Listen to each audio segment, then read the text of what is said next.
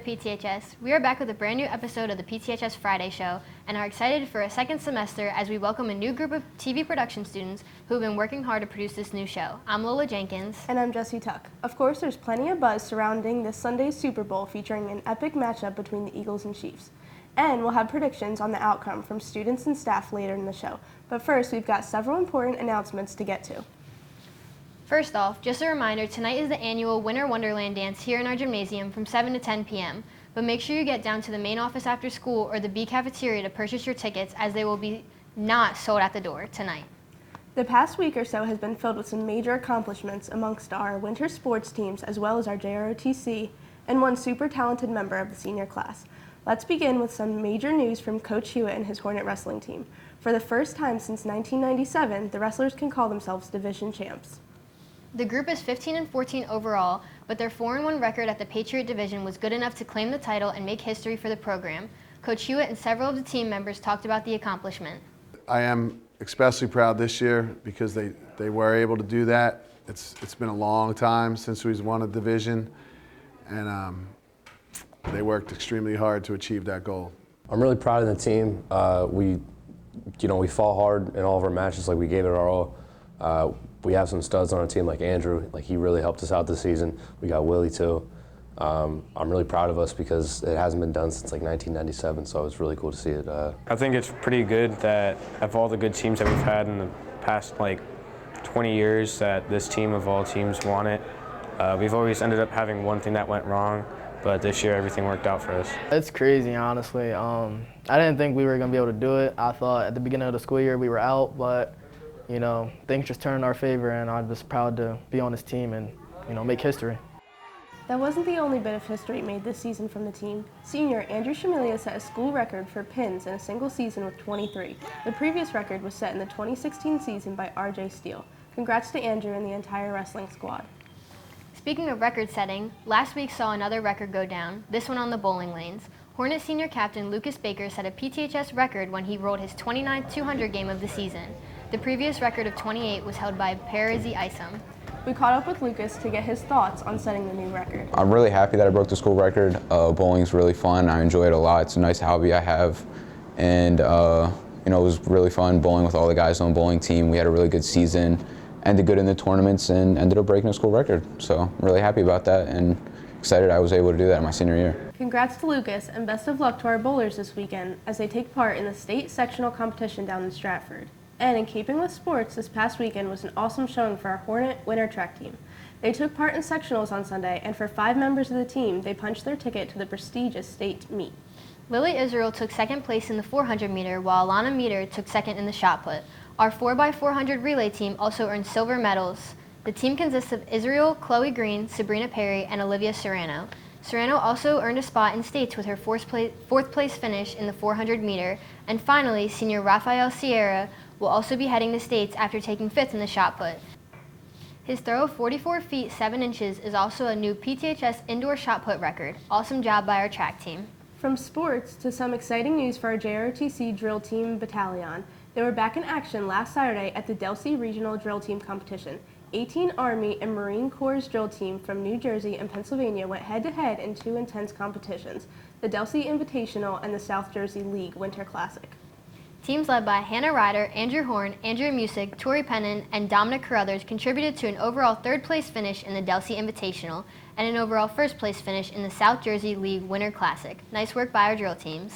And finally, when it comes to major accomplishments, we would be remiss if we didn't recognize senior Liz Georgieff. Last weekend, the super talented singer got the opportunity of a lifetime when she had the chance to perform with some of the top high school singers in the country at the infamous Carnegie Hall in New York City. This was part of the Honors Performance Series, which is a platform for gifted young musicians to showcase their talents under master conductors inside some of the most prestigious music theaters in the world. We caught up with Lizzie to find out how she was selected and what the experience was like.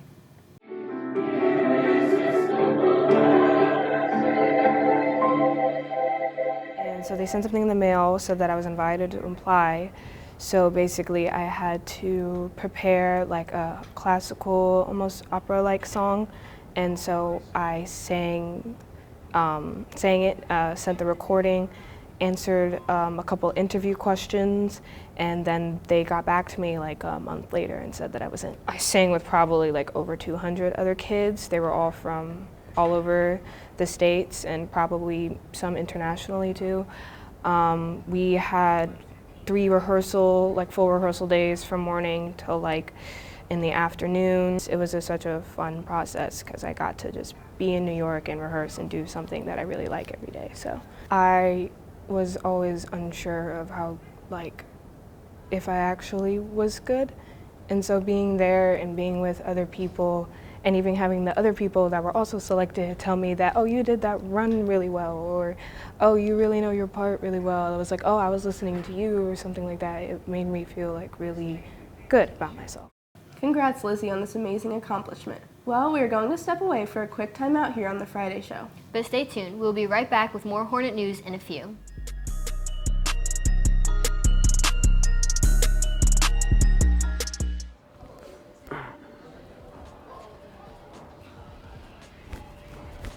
Oh, I didn't see you there. It's your boy, Spider-Man. And today, we got ourselves some Pemberton gear. You know what I'm saying? Yeah, that's right. I said a Pemberton gear. Look at this. It's so comfy. It's so, like, it's just great. And I look great in it. You know, when I'm swinging through the city and stuff, I'm just here to represent. You know what I'm saying? I'm here. I'm talking, and I'm just here. Whoa, whoa. No, that's right.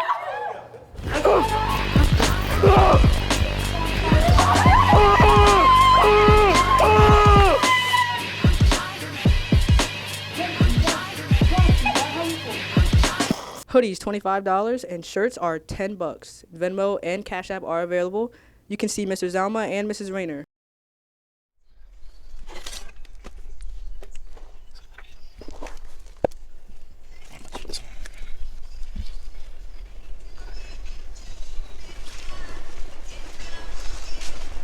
Oh, what song is that?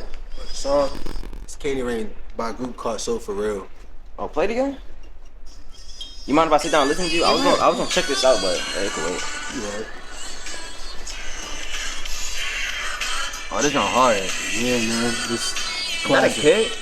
Yeah, they're all family related and like nice little group. They made a song. Oh, I might have to add that to my playlist. Man, you should. It's fire.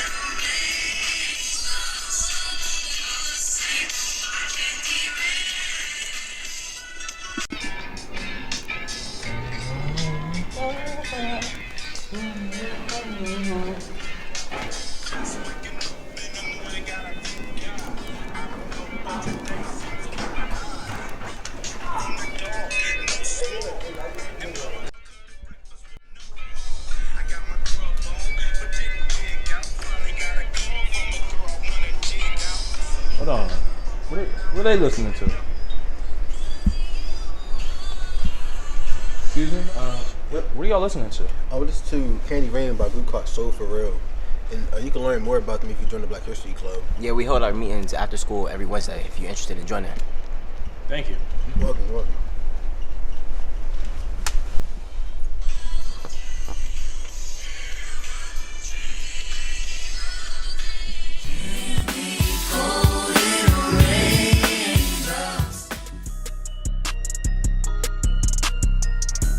Welcome back to the show. Before we get to our Super Bowl preview, we have a few important announcements. Just a reminder, next Friday is the popular Pemberton's Got Talent competition here in our auditorium.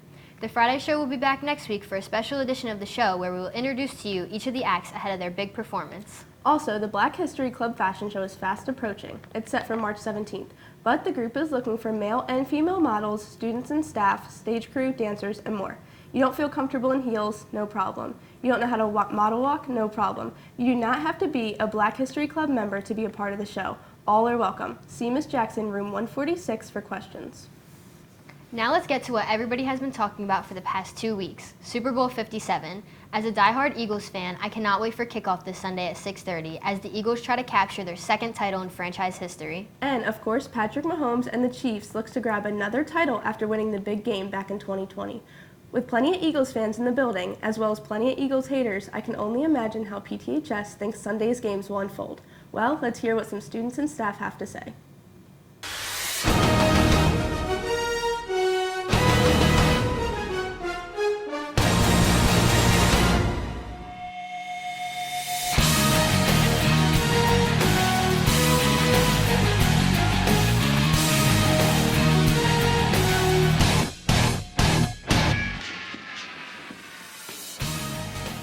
30-20 Eagles. I think their defense holds Kansas City to 2 touchdowns and 2 field goals, and I think that's enough to get it done. I think the Eagles score 3 or 4 touchdowns. I think their defense is going to actually do really well against Kansas City. I mean, I think they're going to limit them a little bit in terms of, you know, a lot of points. So I think the Eagles' offense is just going to be a little bit too much for Kansas City, and I think the Eagles get it done.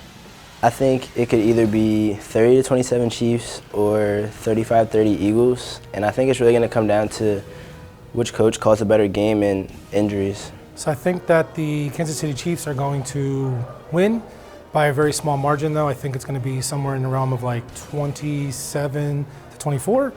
But I think that the Mahomes is just, it's better. Andy Reid knows the Eagles. He knows them well. So he's going to have a good game plan. And I think it'll be a nail biter, but I think that Mahomes will get his second Super Bowl.